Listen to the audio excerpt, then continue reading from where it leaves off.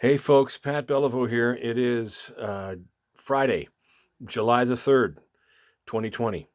Let me just straighten this out a little bit. Let me say happy July 4th to my American friends as of tomorrow. But anyway, this is a follow-up video that I said I was going to do on Faceplant of a post that I did on Faceplant July 1st, day before yesterday, Canada's birthday. And I just want to go through this and just read it out and document this on video. And you'll understand the vibe of it. It's about supporting live music in your various corner of the universe that you're in, whatever city or town that you're in, et cetera, et cetera. So there's also another story to follow up after I read this one. So I'll follow that up with you, and sorry about the glare on my glasses. It's my laptop right in front of me here. So anyway, here it is. July 1st, posting. We interrupt our regularly scheduled meme posting for a posting I thought would be appropriate considering it is Canada's birthday today. Happy 153rd, kiddo. And then there's a winky face. In a conversation I was having the other day regarding past gigs I've been involved in, an interesting recollection popped into my head that happened at one of them. A few years back, I was called to play tenor sax in a horn section backing the Temptations, or that particular incarnation of them, at one of the casinos here in Calgary.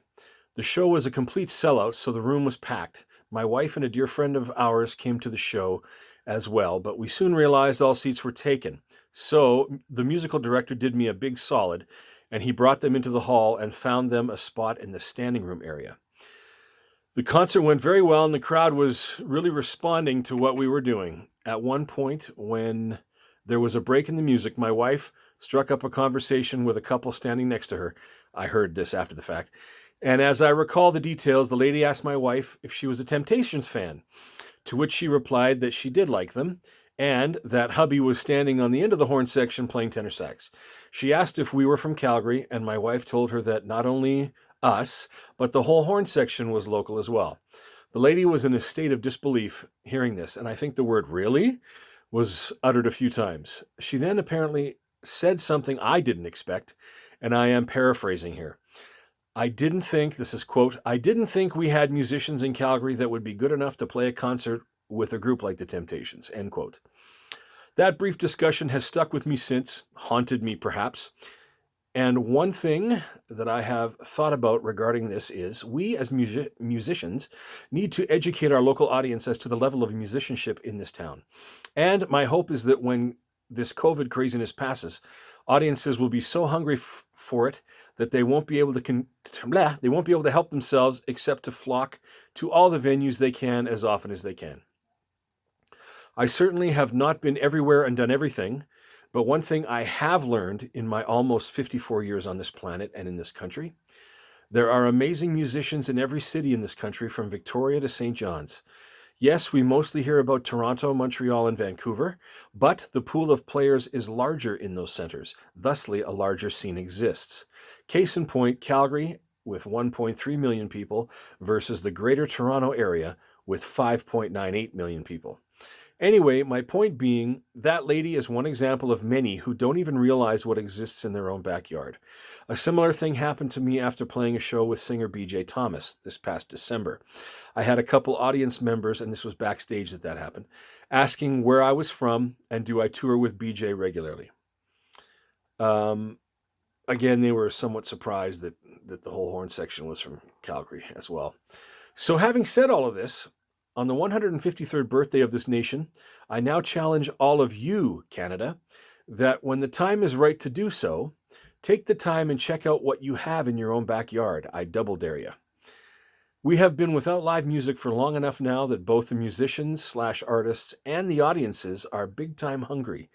So when the time comes, let's feast like it is our last meal. Singles, duos, trios, quartets, quintets, big bands, orchestras, whatever. Amazing music, of course, exists in Toronto, Montreal, and Vancouver, and I am privileged to know and have played with many world-class musicians and people from those cities. But guess what? There are world-class music people right where you are who choose to live where they live because they want to. It has been said many times that you don't know what you've got until it's gone. So when things get back on track, let's show each other how much we have missed this and each other. And then I say, please share this with anyone you think may want or need to hear this. And then, okay, now back to our regularly scheduled crazy meme shit posting, which I've been doing for days. But anyway, now I'm going to shut this down just so the glare goes off my glasses for the moment. So there's another story that I wanted to share with you regarding something similar. A handful of people know this. It's not something I've posted before, but going back to a similar scenario. This is many years ago, and Calgary musicians, especially the jazz people, might remember the time when the Calgary Festival here went through some financial difficulties. And because it was a strategic logistical place when it came to the Western Canada jazz circuits, Victoria, Vancouver, Calgary, Edmonton, Regina, Winnipeg, that kind of thing, Saskatoon as well, that they didn't want to have a gap in there. So when the Calgary Festival experienced its financial problems, the Edmonton Festival kind of reached down and helped run and maintain things down here. A fellow by the name of Mark Vasey. Not always liked by most, but anyway, he was in charge at the time. This tells you, Calgary folks, about how long ago this was. I can't even remember. This was probably, I don't know, mid-90s. That's a ballpark. Early 90s, maybe mid-90s. Anyway, Mark Vasey calls me up and says, we have guitarist John Pizzerelli coming in to play at the Glenbow Museum Theatre. There's a museum downtown in Calgary that has a nice theater. I would say probably seats about between 300 and 400, maybe. That's ballpark. So Mark calls me up and says, we're bringing in John Pizzerelli to play at the Glenbow Museum Theatre. And I'd like to have you put a quartet together to do a 40-minute opening set for him. So I said, great, okay, I'm in. So that happens, and it's all good. We get to the hall. I go back I pick up my mom because she wants to come see the show. This is a key part of this. So I pick her up, come down. I sit her down outside where the ticket booth is because the doors aren't open yet. She gets her ticket to go in. I think I got her a comp. Anyway, doesn't matter. I go back into the green room to organize our sets with the guys. So I do that. We go out to the stage. We play our set, 40-minute set. And we all stay and watch John Pizzerelli's show, which was awesome, by the way. Afterwards, I think it was on the drive home. My mom mentions to me that while she's out there waiting to get into the theater, a guy walks up to get his tickets and happens to ask the lady at the ticket booth, so who's opening tonight? She let him know that it was me in my quartet. And the guy proceeded to ask for his money back. He said, I can go see him for $10 at any club in town, wherever. And he was quite, I guess, somewhat belligerent about getting his money back. So anyway, he eventually does get his money back and he leaves. So I kind of sat there a little bit silent for a minute and I thought, first of all, okay, if you don't like what I do, okay. I know that what I do is not going to appeal to everybody. I get it. But I'm only there for a 40-minute set. I mean, aren't you there to hear John Pizzerelli? Like, who gives a shit if I'm opening? It's 40 minutes. Put on your Walkman or don't even go in the theater or whatever you got to do. But why would you want to miss John Pizzerelli's group? I think it was a trio. He and bass and drums. And he was singing, of course. But that is a true story. The guy demanded his money back, and he was quite adamant about it. Got his money back, and he split. I couldn't understand that because he basically threw the baby out with the bathwater, which, I don't know. And I guess, again, it's another example of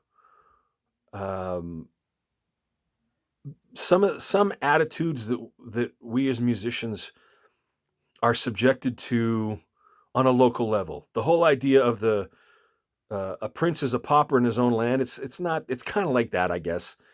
Um, there's a there's a thought that, you know, well, like that lady said with the Temptations group, that I didn't know that there were musicians in Calgary that could actually handle a gig with the Temptation or play a gig with the Temptations. Well, why wouldn't there be?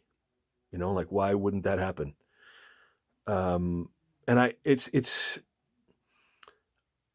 think that there's a level of,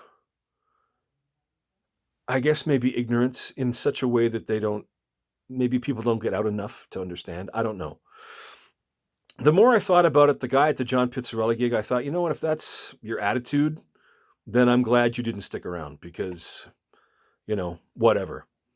See ya, kind of thing. I just thought, and like I said, I don't give a shit what you think about me. Whatever, that's up to you. People are gonna say what they're gonna say. I'm not gonna say haters gonna hate, or anything like that. But whatever, you know what I mean. People are gonna say what they're gonna say, and you're never gonna please everybody. Fine, but why wouldn't you stick around to hear the headliner? That's what I couldn't understand. And I stuck around for the show, and it was fantastic. So, dude, whoever he was, missed out. Oh well, that's your choice.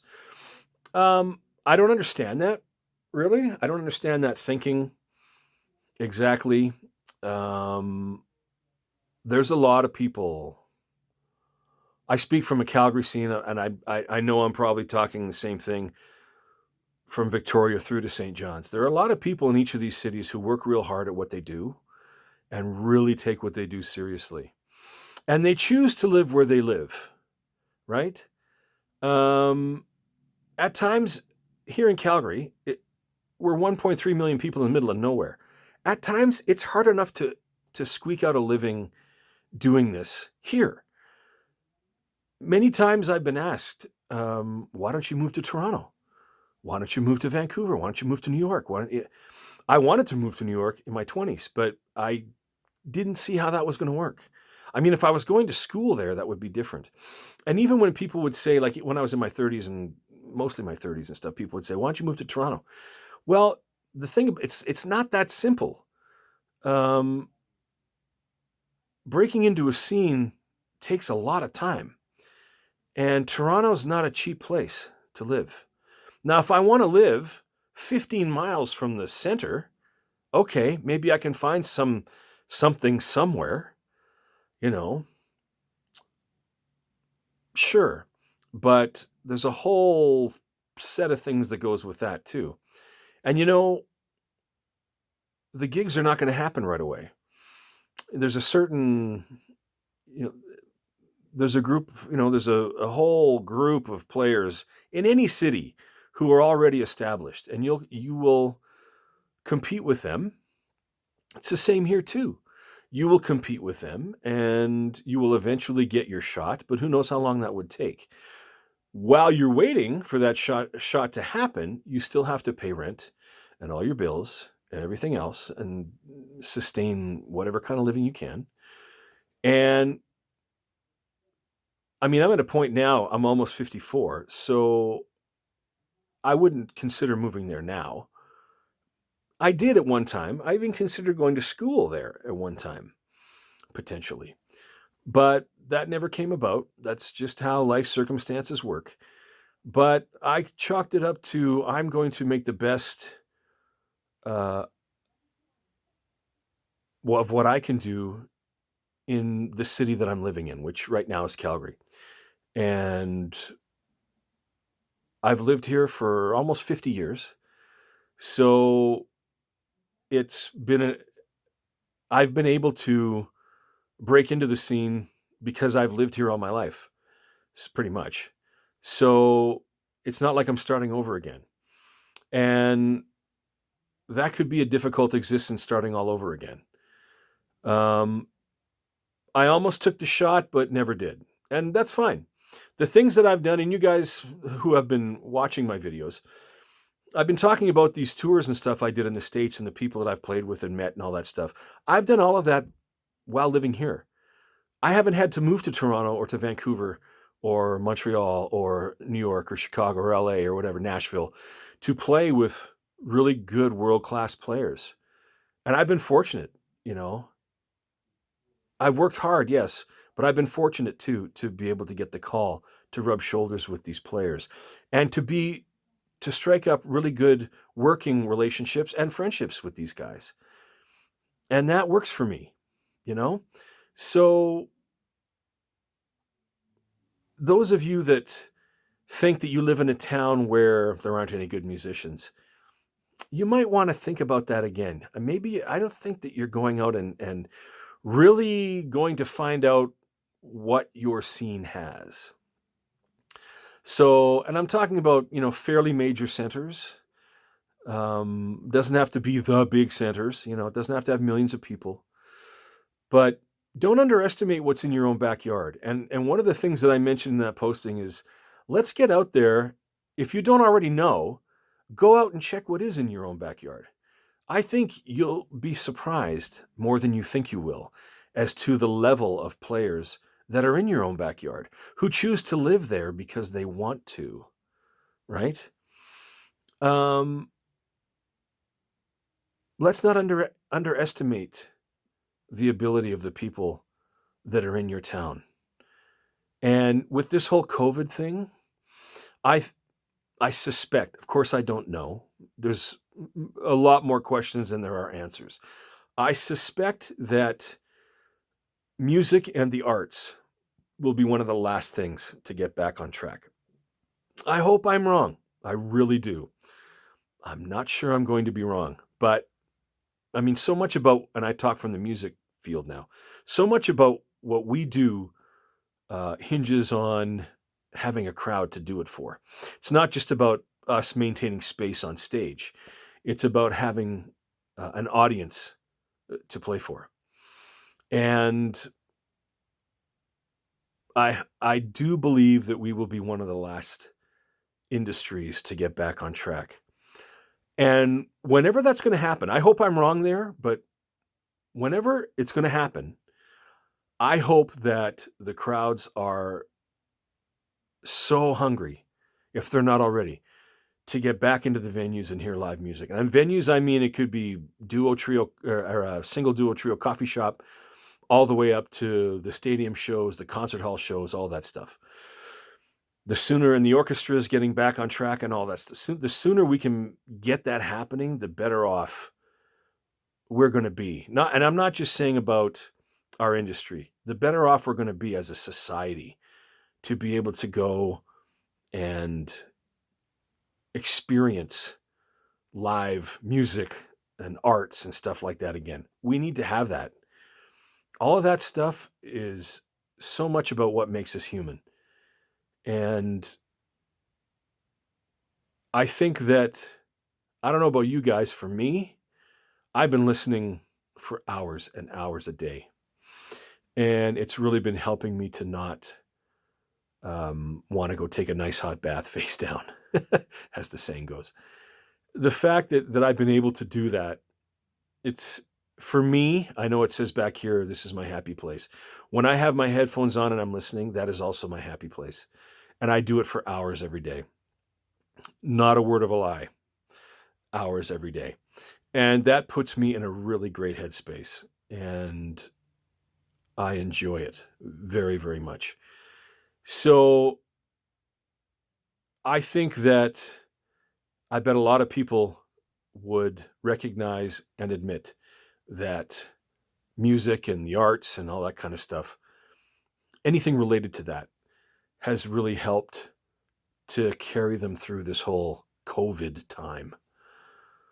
And that includes movies, that includes music, that includes, any of that, any of the stuff where you can be entertained, right? So, yeah, according to a lot of other measuring sticks in life, we're not considered an essential service. But I think we're more essential than people may give us credit for.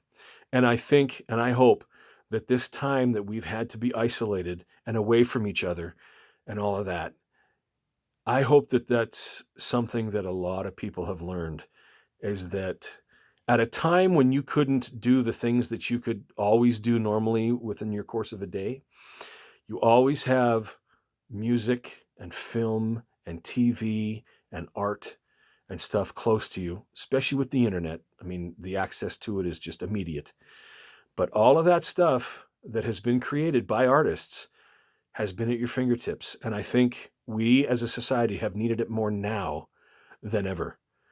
So I hope that when things get as back on track as much as they can and venues open and stuff like that, that we will see a real rebound when it comes to this industry.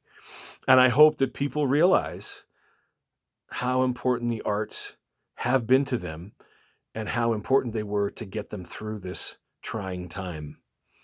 I can sure say it for myself. I happen to be in the industry, but because of that, I realize how important it is to me to be able to help me get through a situation like this. And it's not just a situation like this. It's all of those lumps and bumps that life will throw at you. Yeah, I know that without music and arts-based things, it would be a hell of a lot harder to cope with a lot of the stuff that we all experience in our lives. So anyway, maybe I'm preaching to the converted, those of you who are watching this, but I felt I just needed to get that out there. I wanted to get that out there. And like I said, this just happened to come up in conversation the other night at a clinic I did, talking about that Temptation show and really how people don't realize what is existing in their backyard. And I think that when things get back on track, let's go check it out. Let's check out what's in your backyard, whatever city you live in.